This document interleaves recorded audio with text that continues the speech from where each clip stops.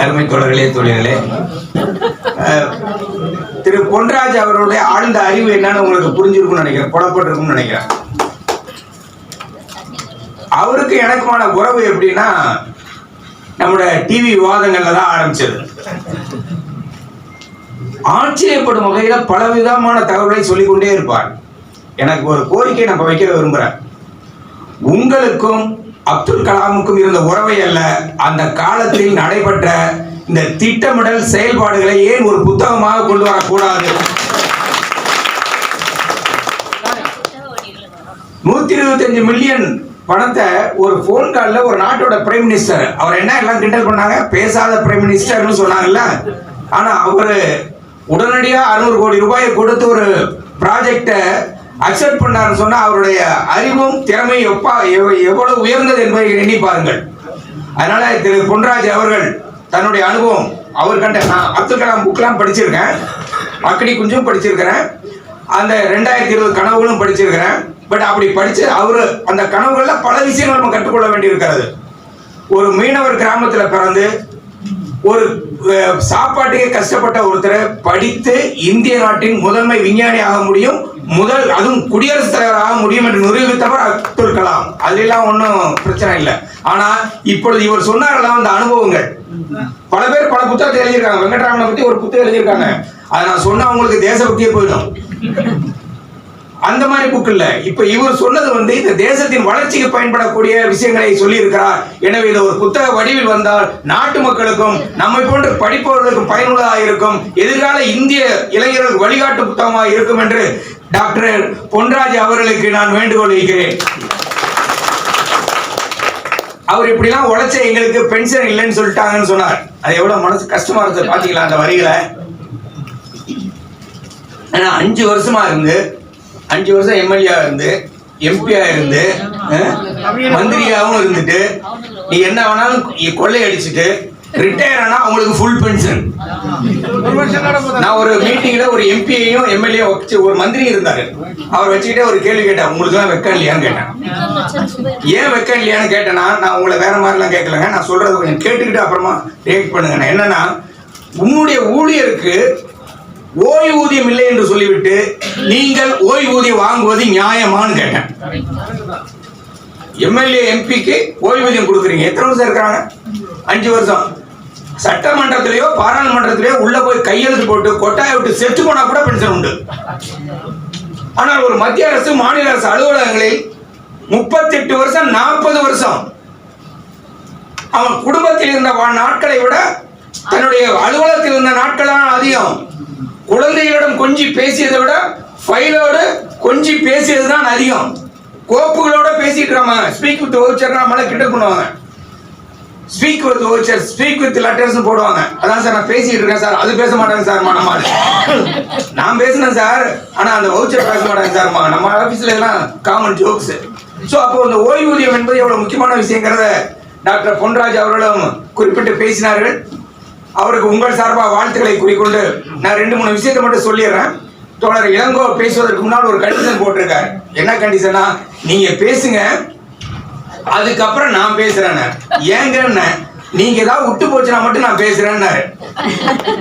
நான் இப்போ நிறைய விஷயங்கள் எல்லாம் பேச போறதே இல்லை.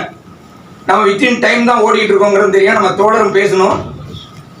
என்ன விஷயம்னா, இந்த பென்ஷன்ங்கிற கோட்பாடு இருக்கு பாருங்க, அந்த கோட்பாடு அரசு ஊழியர்களுக்காக மட்டும் இல்லை. நல்லா ஞாபகத்தில் வச்சுங்க.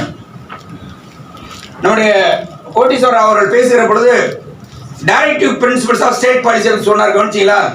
வேலை கொடுப்பது, இலவசமாக கல்வி கொடுப்பது, இயற்கை சீற்றம் ஏற்பட்டால் ஓடி உதவுவது, முதுமையானால் ஓய்வூதியம் வழங்குவது. இது எங்க இருக்கு? Article 41 directive principles of state policy. இதை பயன்படுத்தி தான் இந்திய நாட்டினுடைய அரசியல் சட்டத்தை உருவாக்குற பொழுது டாக்டர் அம்பேத்கர் உலகத்தில் இருக்க எல்லா சட்டத்தையும் படிச்சுட்டு தான் இந்திய நாட்டு சட்டத்தை உருவாக்கினார். அப்படி உருவாக்குற பொழுது டைரக்டிவ் பிரின்சிபல் ஸ்டேட் பாலிசியில ஓய்வூதியங்கிறத டெலிபரேட்டா கொண்டு வந்தார். இந்த 41வது ஆர்டிகல் கொண்டு வந்ததுனால இந்தியாவுக்கு என்ன பேரு? நீங்க எல்லாரும் மறந்துட்டீங்களா? இலவசமாக கல்வி கொடுப்பது, வேலை கொடுப்பது, ஓய்வூதியம் கொடுப்பது, இயற்கை சீற்றம் ஏற்பட்டால் ஓடி வந்து உதவுவது, இதுக்கு பேர் தான் வெல்ஃபேர் ஸ்டேட் கான்செப்ட். இது ஒரு நல அரசாங்கம். இந்த நல அரசாங்கத்தில் மக்களுக்கு இதெல்லாம் கொடுக்கப்படும் என்று அன்னைக்கு எழுதி வச்சாங்க. ஆனா இப்போ அரசியல் சட்டமே காணாம போயிருமோன்னு நமக்கு ஒரு பயம். நான் அதையும் பேசல. இப்போ நியூ பென்ஷன் பாலிசி NEP, அதை யார் வேணாலும் சேரலாம். ஒரு விளம்பரம் பாத்தீங்களா? பிறந்த குழந்தைக்கு NPS எடுக்கணும். பிறந்த குழந்தைக்கு அதோட எதிர்காலத்துக்காக. இப்ப நம்மளுக்கு வேலையில இருக்கவங்க நம்மளும் எடுத்துக்கலாம், அது ரைட்டு தான் போல இருக்கு. நியூ பென்ஷன் அப்படின்னா என்ன அர்த்தம்? நான் அந்த டீட்டெயில்ஸ்க்குலாம் போகல. ஓல்டு பென்ஷன்னா என்ன அர்த்தம்? ஓல்டு பென்ஷனா ரொம்ப சிம்பிள்ங்க. நான் ஒரு பைசா கூட கொடுக்க மாட்டேன், எனக்கு கொஞ்சம் கூட குறையாம ஓய்வூதியம் கிடைச்சிடும். ரைட்டா? நியூ பென்ஷனா என்ன வித்தியாசம்? மாதம் 10% கொடுப்பேன், ஆனா என் பென்ஷனுக்கு கேரண்டி கிடையாது. என் பென்ஷனுக்கு கேரண்டி கிடையாது. வித்தியாசம் புரிஞ்சுக்கிட்டீங்களா? ஓல்டு பென்ஷன் என்ன எழுதியிருக்கான்? எவ்வளவு கொடுக்கப்படும்னு எழுதியிருக்கான். நியூ பென்ஷன்ல என்ன கொடுத்து எழுதியிருக்கிறான்? எவ்வளவு பிடிக்கப்படும். நல்லா ஞாபகம் வச்சுங்க. நோய் நாடி நோய் முதல் நாடினால இந்த வித்தியாசத்தை புரிஞ்சுக்கங்க. இதுக்கு இடையில என்ன நடந்ததுன்னா 60% கையில கொடுத்துருவான் ரிட்டையர் ஆகும்போது. நல்லா ஞாபகம் வச்சுங்க. நான் திரும்ப ஏற்கனவே நிறைய பேசுவேன். என்ன பண்றேன்னா, இதுல இந்த நியூ பென்ஷன்ல சேர்ந்தவங்க யாருமே இல்லை. இப்ப நம்ம யாரு பேசுறோம்னா ஓல்டு பென்ஷன் வாங்கிட்டு இருக்கவங்க தான் பேசுறோம். பட் நமக்கு அதுல ஆபத்து இருக்கு, புரிஞ்சுங்க. அந்த நியூ பென்ஷன்ல 60% கையில கொடுத்துருவான், 40% என்ன பண்ணுவான்? பென்ஷன் அன்யூட்டில போடுவான். தொடர இளங்கோவன் புத்தகமே எழுதிருக்கா, அந்த புத்தகம் கூட இருக்கு, வேணுங்கிறவங்க வாங்கிக்கலாம். ஏற்கனவே நம்ம போட்டு வித்துருக்கோம். அந்த 40% போய் பென்ஷன் அன்யூட்டி அப்படின்னா என்ன அர்த்தம்? நம்மளால ஏதோ பென்ஷன் கொடுக்குறக்காரு, வருஷம் வட்டி கொடுக்குற ஸ்கீமுக்கு பேரு அன்யூட்டியா? இதுவும் பென்ஷன் அன்யூட்டி ஸ்கீம். 1 லட்சம் ரூபாய்க்கு எவ்வளவு வட்டி? மேக்சிமம் 8,000 ரூபாய். சரி, நான் இப்ப ரிட்டையர் ஆயிட்டேன், நான் கொஞ்சம் கணக்குல வீக். நம்ம டாக்டர் பொன்ராஜ் வந்து மேத்ஸ் ஸ்டூடெண்ட் அவரு. நான் கணக்குல வீக். எனக்கு 2 4 கொஞ்சம் தகராறு தான். அதனால நாங்க என்ன பண்ணோம், இந்த ரெட்டப்பட நம்பரு அல்லது ஈஸியா இருக்கிற நம்பர் தான் ஞாபகம் வச்சுக்கோம். 10 லட்சம் ரூபாய் நான் வச்சிருந்தேன்னா 60% எவ்வளவுங்க? 6 லட்சம். அது என் கையில கொடுத்துருவீங்க. 4 லட்சத்தை பென்ஷன் அன்யூட்டியில போடுறீங்க. 32,000 வருஷத்துக்கு? 4 லட்சத்துக்கு 32,000 12ஆல வகுத்துருங்க. 3,000 36,000 வந்துருங்க. 32,000 தானே. 2,600 ரூபாய் அல்லது 700 ரூபாய். சரி, 3,000ங்க. குறைந்தபட்ச ஓய்வூதியம் எவ்வளவு மத்திய அரசுல? 9,000 ரூபாய் பிளஸ் 53% DA. அப்ப எவ்வளவு? 18,000 20,000 குறைந்தபட்ச ஓய்வூதியம். ஆனா இவங்களுக்கு அப்ப ஒரு கேள்வி வருது இல்ல, சட்டத்தின் முன்னால் அனைவரும் சமம். அது எது? அரசியல் சட்டத்தில் தான் இருக்கு. அது எதுல இருக்கு? அம்பேத்கர் கஷ்டப்பட்டு எழுதி வச்சாரு பாருங்க. அவர் அப்படியே சொன்னாரு, நான் நல்ல சட்டத்தை தான் எழுதியிருக்கிறேன், ஆனா இதெல்லாம் நீங்க நடைமுறைப்படுத்தாமல் போனால் இதை முதலில் எரிக்கிறவன் நானாக இருப்பேன் அம்பேத்கர். அப்போ நடைமுறையில என்ன ஆகி போச்சு? இப்போ 31/12/2003 ரிட்டையர் ஆனவனுக்கு முழு பென்ஷன். 1/1/2004 அப்புறம் வேலையை வந்து ரிட்டையர் ஆனவனுக்கு 3,000 ரூபாய் பென்ஷன். இவனுக்கு முழு பென்ஷன், இவனுக்கு 3,000 ரூபாய் பென்ஷன். இது நாடு முழுவதும் ஒரு பிரச்சனை ஏற்படுத்தியது. நான் தான் ஏஜ் போங்கன்னு சொல்லிட்டேன். ஏன்னா ஏஜ் வச்சுட்டு நான் சில விஷயம் பேசணும்னா அவருக்கு சிக்கல், எனக்கு சிக்கலை பத்தி கவலை இல்லை. எனக்கு இன்னுமே கான்ட்ராக்ட் ரூல்ஸும் கிடையாது. என்ன நியூ பென்ஷன்ல இப்ப என்ன வந்திருக்கு? 60%, 40% பங்கு சந்தை போடுறீங்க. ஏற்கனவே பங்கு சந்தையை தான் போட்டுட்டு இருக்கீங்க. அப்ப நம்ம கேட்ட ஒரு சிம்பிள் கேள்வி என்னன்னா, கேரண்டி கொடுப்பீங்களான்னு கேட்டோம். No guarantee. எனக்கு நல்லா ஞாபகம் இருக்கு, சிதம்பரம் அந்த இன்டர்வியூல, பிரஸ் இன்டர்வியூல சொன்னாரு, we cannot give you any guarantee, only the market forces will give guarantee.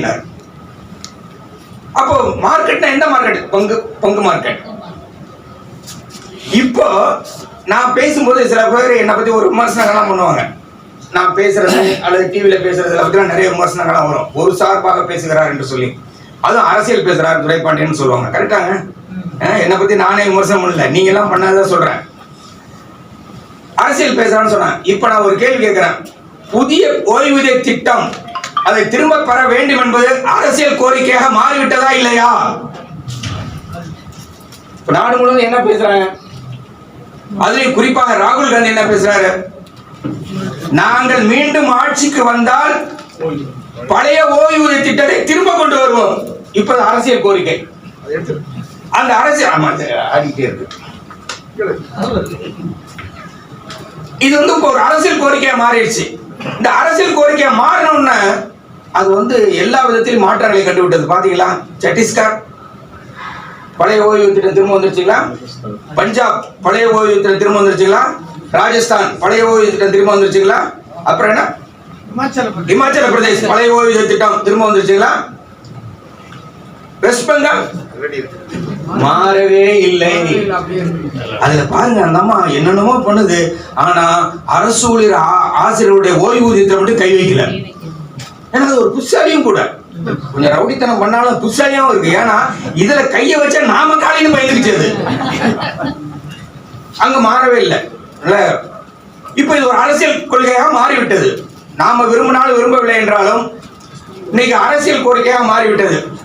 இந்த 5 மாநிலத்தில் கொடுத்துக்கிட்டு இருக்கிறோம். மத்திய அரசாங்கத்தில் நியூ பென்ஷன் ஸ்கீம், அது நேஷனல் பென்ஷன் ஸ்கீம்னு சொல்றாங்க. நாம வந்து நோ பென்ஷன் ஸ்கீம்னு சொல்றதா கரெக்டான பேர்னு சொல்லிட்டு இருக்கோம். இப்போ ஒரு புதிய சூழ்நிலை. என்ன புதிய சூழ்நிலைன்னா, நம்முடைய மேடம் நிர்மலா சீதாராமன் அவர்கள் பாராளுமன்றத்தில் பேசினார். அநேகமா 2024 வருடத்துக்கான நோபல் பரிசை அவருக்கு வழங்குவதுதான் சரியாக இருக்கும் என்று நான் கருதுகிறேன். ஏனென்றால் பூண்டு விலை ஏறிவிட்டது, வெங்காயம் விலை ஏறிவிட்டது என்று சொன்னால் நாங்கள் யாரும் சாப்பிடுவதில்லை என்று பதில் சொல்லிவிட்டார். இப்படி ஒரு பதிலை இந்த நாட்டில் எந்த நிதியமைச்சரும் சொல்லியிருக்க மாட்டாங்க. அவங்க பாராளுமன்றத்தில் சொல்றாங்க, அது என்னங்க, நாங்க ஒரு பென்ஷன் ஸ்கீம் வச்சிருக்கோம், நீங்க ஒரு பென்ஷன் ஸ்கீம் இன்ட்ரோடியூஸ் பண்ணுவீங்களா? ராஜஸ்தான் மட்டும் தனியா பண்ணுவீங்களா? சத்தீஸ்கர் மட்டும் தனியா பண்ணுவீங்களா? பஞ்சாப் தனியா பண்ணுவீங்களா? அப்படின்னு கேள்வி எல்லாம் கேட்டுட்டு, அதனால யூனிஃபைடு பென்ஷன் ஸ்கீம் நாங்க ஒர்க் அவுட் பண்ணிட்டு இருக்கோம். நாங்க unified pension scheme work out பண்ணி, யாரு ஒர்க் அவுட் பண்றதுக்கு கமிட்டி போட்டது? Finance secretary TV Somanathan. இதெல்லாம் பத்திரிகையில படிச்சிருப்பீங்க, நான் கோர்வையா சொல்றேன், அவ்வளவுதான். டிவி சோமநாதன் ஒரு கமிட்டி போட்டாங்க. போட்டு அது ஒரு அறிக்கையை கொடுத்துருச்சு. இதுக்கிடையில ஒரு டெவலப்மெண்ட் என்னன்னா, ஆந்திராவில் நல்ல ஞாபகம் வச்சு, நம்ம ஊர்ல இபிஎஸ் ஓபிஎஸ் அதுக்கு அர்த்தம் வேற. நீங்க இப்ப என்ன ஞாபகம் வச்சுனா, என்பிஎஸ் என்ன, ஓபிஎஸ் என்ன, இப்ப புதுசா ஒரு டிமாண்ட் என்ன, QPS ஒன்று வருது. அது என்ன QPS? Guaranteed pension scheme, Andhra government. நான் அது என்னன்னு சொல்றேன். இப்ப இந்த சோமநாதன் கமிட்டி என்ன பண்ணிட்டாங்க, போய் 16 மாசம் எல்லாம் ஸ்டடி பண்ணி, எல்லாம் இந்த கமிட்டினாவே என்னங்க அர்த்தம், ஒண்ணுக்கு பயன்படாதவங்க எல்லாம் ஒன்னா சேர்ந்து ஒண்ணுக்கும் பயன்படாத ஒரு ரெக்கமெண்டேஷன் கொடுத்தா, அது பேர் என்ன, கமிட்டி ரிப்போர்ட். ஒரு ரிப்போர்ட்டை கொடுத்துட்டாங்க.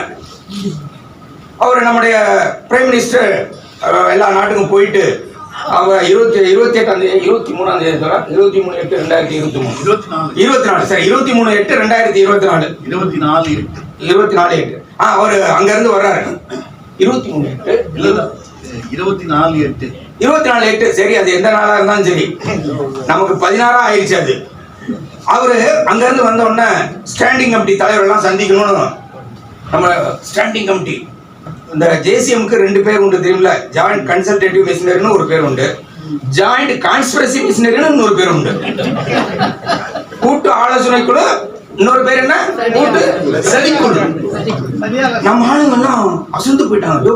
பிரைம் மினிஸ்டர் 6 மணிக்கு வந்துட்டு நம்மள 7 மணிக்கு பார்க்கறாருயா, ஏன் அவங்க நாட்டோட பிரைம் மினிஸ்டர் வர அவ்வளவு அதிசயமா என்ன?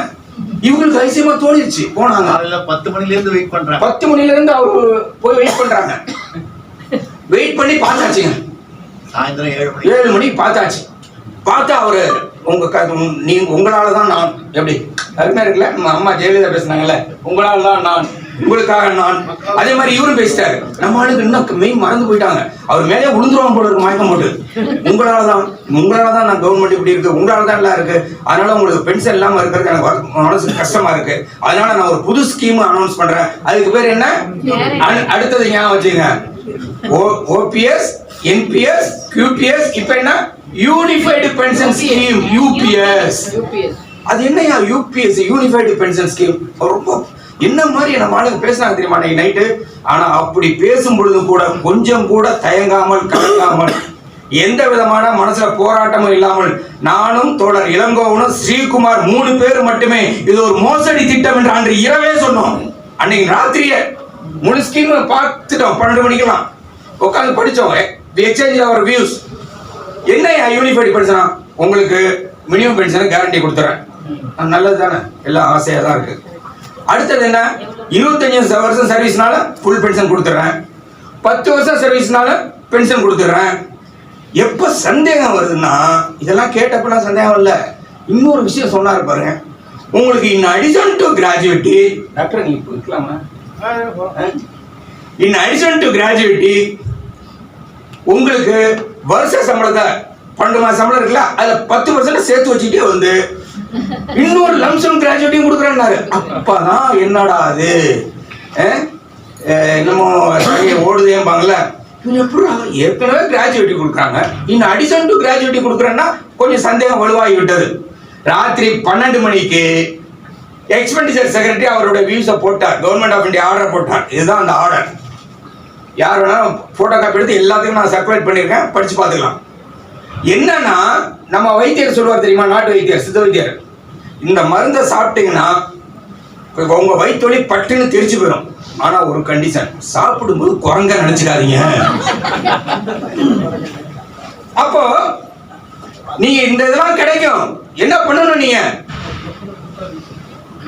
சுவிட்ச் ஓவர் டு யூபிஎஸ், நியூ பென்ஷன்ல இருந்து ஐ அம் ஸ்விட்சிங் over to unified pension scheme ஒரு கையெழுத்து போட்டு ஒரு டிக்ளரேஷன் கொடுக்கணும்.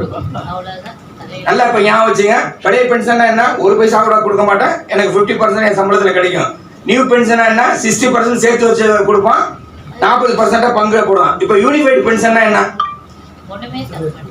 அந்த ஆர்டர்ல ரொம்ப கிளீனா போட்டிருக்காங்க, உங்கள் கையில் ஒரு பைசா கூட கிடைக்காது, 10% அனியூட்டைசேஷன், அது இருக்க வார்த்தை.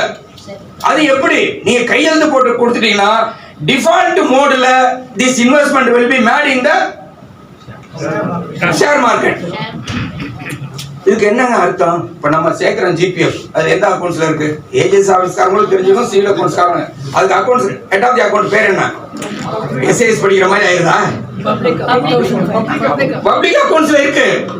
அந்த பப்ளிக் அக்கௌண்ட்ஸ் அந்த பணம் இருந்தா என்ன பண்ணுவீங்க, அரசாங்கம், மத்திய அரசு, மாநில அரசு என்ன பண்ணுவீங்க, அவங்க எடுத்து செலவு பண்ணுவாங்க. நாம சேர்த்து வைக்கிற பணத்தை மத்திய அரசாங்கம், மாநில அரசாங்கம் தனக்கான வேண்டிய செலவுகளை செய்து கொள்வார்கள். நாம ரிட்டையர் ஆகும்போது கொடுத்துருவாங்க. இதுதானே பப்ளிக் அக்கௌண்ட்ஸ் இருக்க பணம். இப்ப இந்த பணம் பூரா எங்க இருக்கு,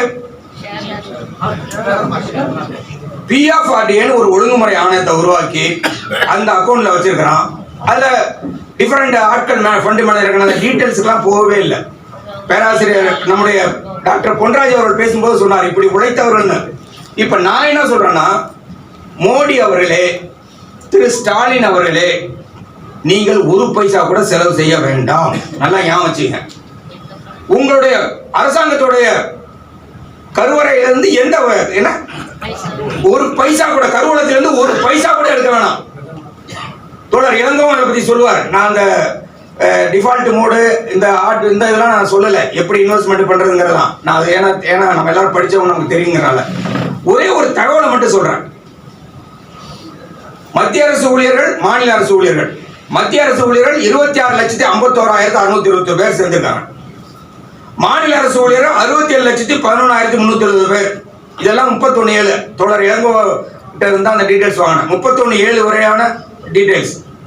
தமிழ்நாடு அரசாங்கம் பிஎஃப்ஆர்டிஏ சேரல, அந்த பென்ஷன் ரெகுலேட்டரி அத்தாரிட்டி இருக்குல்ல, அதுல சேரவே இல்லை.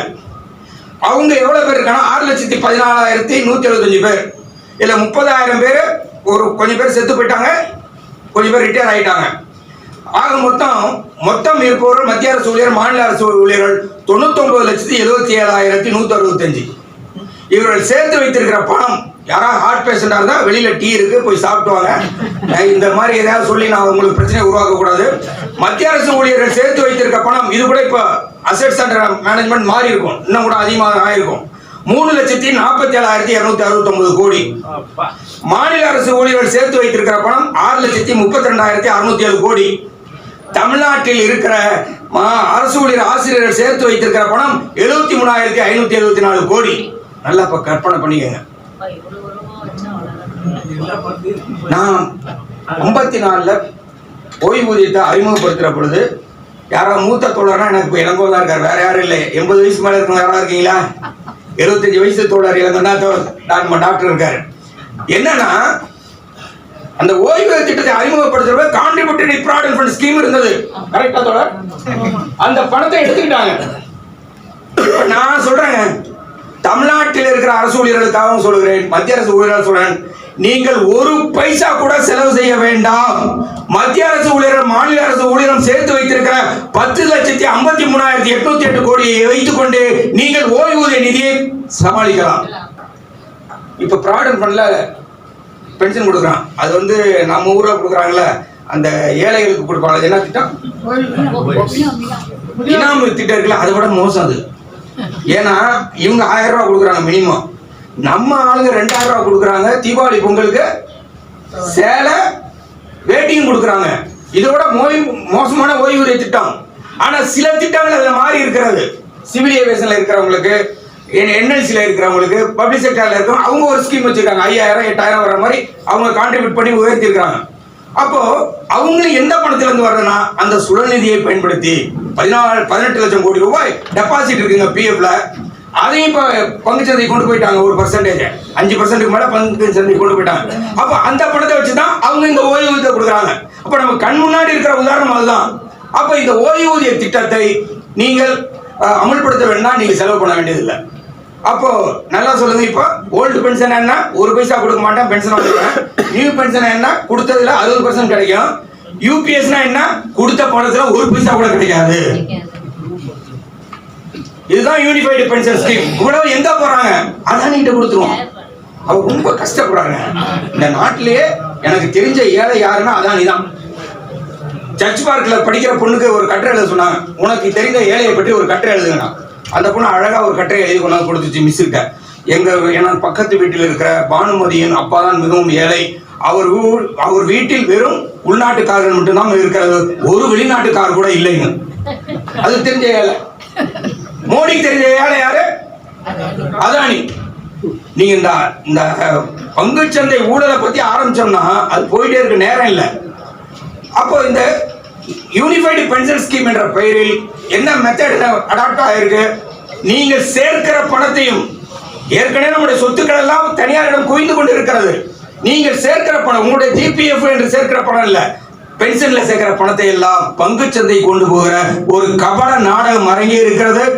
அந்த நாடகத்தை முதலில் எதிர்த்தவர்கள் நாங்க 3 பேர் தான். மத்திய அரசு மகாசம்மேளனம் தமிழ்நாடு கிளையும், நம்முடைய டச்சிங் ரயில்வே எம்ப்ளாயிஸ் யூனியன் சேர்ந்த தோழர் Ilangovanam Srikumar, all India defence employees federation சேர்ந்த ஸ்ரீகுமாரை எதிர்ப்பு தெரிவித்திருக்கிறோம் என்பதை உங்களிடம் கூறிக்கொண்டு நான் நிறைய விஷயம் விட்டுருக்கிறேன். அதை தோழர் இளங்கோ அவர்கள் இட்டு கட்டுவார் என்ற நம்பிக்கையோடு. அதுக்கப்புறம் இந்த நம்முடைய ஏஜி பேசும்போது கூட சொன்னாரு, நான் ஏஜி ஏன் திட்டமிட்டே போக சொன்னா நான் சில விமர்சனங்களும் பண்ண வேண்டியிருக்கும்ல. அந்த ஜூலை இன்கிரிமெண்ட், ஜனவரி இன்கிரிமெண்ட் எப்படி இம்ப்ளிமெண்ட் பண்ணிருக்காங்க தெரியுமா உங்களுக்கு? 1523 அப்புறம் யாரெல்லாம் ஜூன்ல ரிட்டையர் ஆனாங்களோ, யாரெல்லாம் டிசம்பர்ல ரிட்டையர் ஆனா அவங்களுக்கு மட்டும். நடுவுல கொஞ்சம் பக்கத்தை காணாமா? அந்த ஆர்டர்ல அது மாதிரி இல்ல. அந்த ஆர்டர் கூட இருக்கு, நான் படிச்சு கூட காட்டுறேன். அந்த ஆர்டர்ல அது மாதிரி இல்ல. அந்த ஆர்டர்ல என்ன சொல்லிருக்காங்கன்னா, நிறைய கோர்ட் கேஸ் வந்துருச்சு. நான் சொல்ல 143 SLP. அதுக்கப்புறம் இன்னும் பல பேர் வேற போட போறாங்க. அதை அவாய்ட் பண்றதுக்காக கோர்ட் டிசம்பர் மாசம் வந்த கேஸ் அப்ப என்ன சொல்லிட்டானா, இந்த வேற இதெல்லாம் வேணாம், நவம்பர் மாசம்ல 20/10 தான் அந்த ஆர்டர். 24/11 அது. அதனால நவம்பர்ல கோர்ட் கேஸ் வரும்போது அவன் என்ன சொல்லிட்டானா, அந்த பேர் முதல்ல கோர்ட்ல கேஸ் போட்டு அவங்க என்ன ரிலீஃப் கேட்டாங்க அதை கொடுத்துரு. தேர்ட் பார்ட்டிஸ் ஒருத்தர் இருக்கிறான், அவன் கோர்ட்டுக்கே வரல. இந்த தேர்ட் பார்ட்டிஸ்க்கும் 1523 அப்புறம், நல்லா அந்த வார்த்தையே அதுல இருக்கு, 1523 அப்புறம் நீ ஒரு இன்கிரிமெண்ட் கொடுத்துரு, அவ்வளவுதான். Not with all the benefits. மீது டிசிஆர்ஜியோ கம்யூட்டேஷன் எதுவும் மாறாது, வெறும் இன்கிரிமெண்ட். ஒரு இன்கிரிமெண்ட் எவ்வளவு? அரை இன்கிரிமெண்ட். பென்ஷனுக்கு only for the benefit of pension அந்த இன்கிரிமெண்ட் மட்டும் கொடுத்துருன்னு இருக்கு.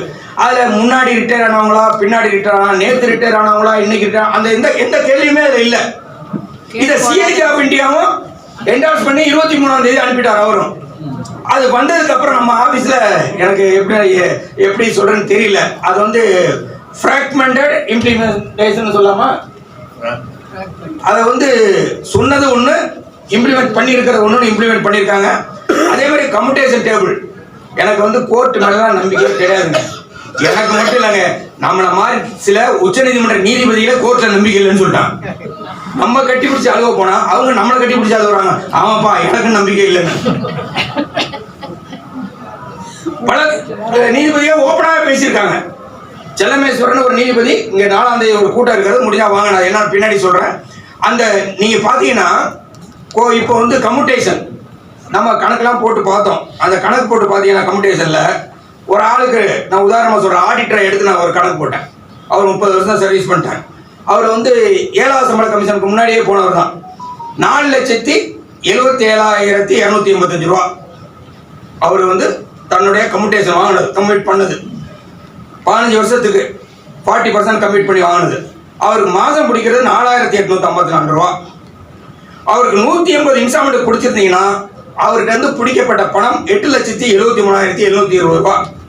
நல்லா கவனிங்க, 4,74,000 ரூபா பிடிக்கிறது 8,73,720 ரூபா. இதுவே 12 வருஷமா இருந்தா 6,98,976. இதுவே 10.8, இதுதான் சண்டிகார் கோர்ட்டோட ஜட்ஜ்மெண்ட். 10.8னா 6,21,000 ரூபா. சண்டிகார் கோர்ட் என்ன சொல்லிட்டான், இன்னமும் பிடிக்காதுன்ட்டான், இனிமே பிடிக்காதுன்ட்டான். இப்போ அப்பீல்லாம் போயிருக்காங்க, ஒன்றும் ஃபைனாலிட்டி வரல. ஒரு இதை நீ யாரு, ஏன்னா இப்ப நீங்க பல பேர் இதை போய் பெருசா சோசியல் மீடியாவில் போடுற அப்படின்னா என்ன அர்த்தம்னா, நீங்க 6வது சம்பள கமிஷனையும் படிக்கல, 7வது சம்பள கமிஷனையும் படிக்கல. ஸ்டாஃப் சைடு ஒர்க் அவுட் பண்ணி 100 ரூபான்னா என்று நீ 160 ரூபா பிடிக்கிறாரான்னு எழுதி கொடுத்துருக்கோம். 2வது மெமரண்டம் பென்ஷன் மெமரண்டம் தான். அந்த பென்ஷன் மெமரண்டத்துல ஸ்டாஃப் சைடு லீடரா இருந்தா நம்மளுடைய எஸ்கே வியாஸ், KK குட்டி போன்றவங்க எழுதி மெமரண்டத்திலேயே கொடுத்துட்டோம். அப்போ கம்யூட்டேஷன் என்பது அன்னைக்கு இருந்த ரேட் ஆஃப் இன்ட்ரெஸ்ட் வேற, இன்னைக்கு இருக்கிற ரேட் ஆஃப் இன்ட்ரெஸ்ட் வேற, அன்னைக்கு இருந்த லைஃப் எக்ஸ்பெக்டன்சி வேற, இன்னைக்கு இருக்கிற லைஃப் எக்ஸ்பெக்டன்சி வேற.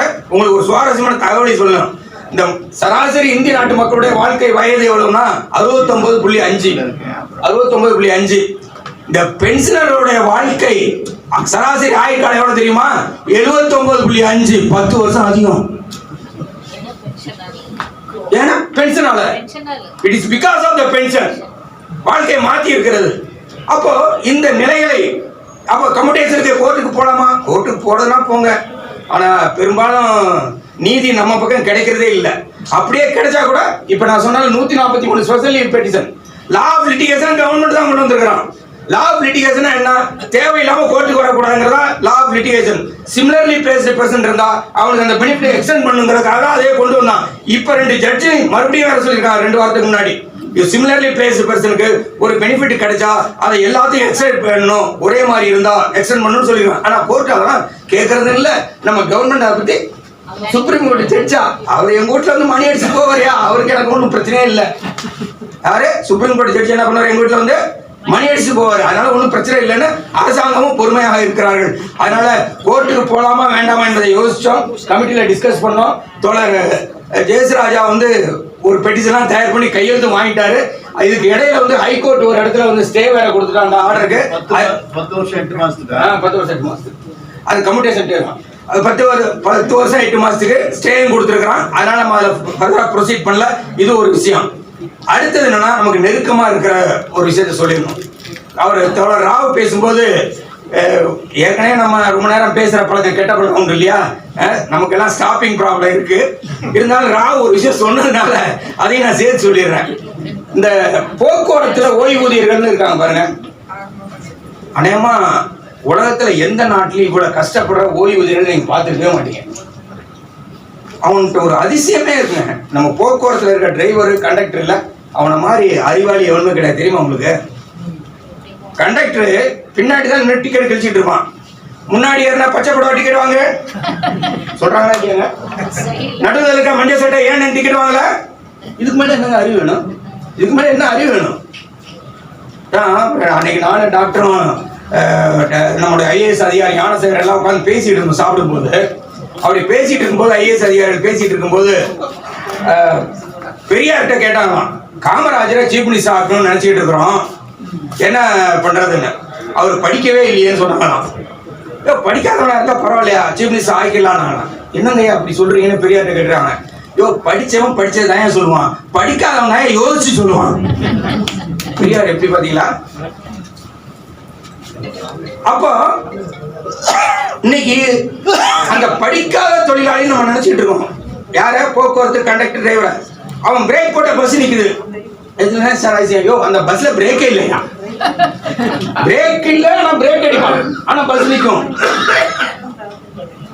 அவனுக்கு 105 மாதங்களாக டிஏவே கொடுக்கல, டிஎன்எஸ் அலவன்ஸ் கொடுக்கல. அவனுக்கு ஓய்வூதியமே 4000 தான். 4000க்கு டிஏவும் இல்லை.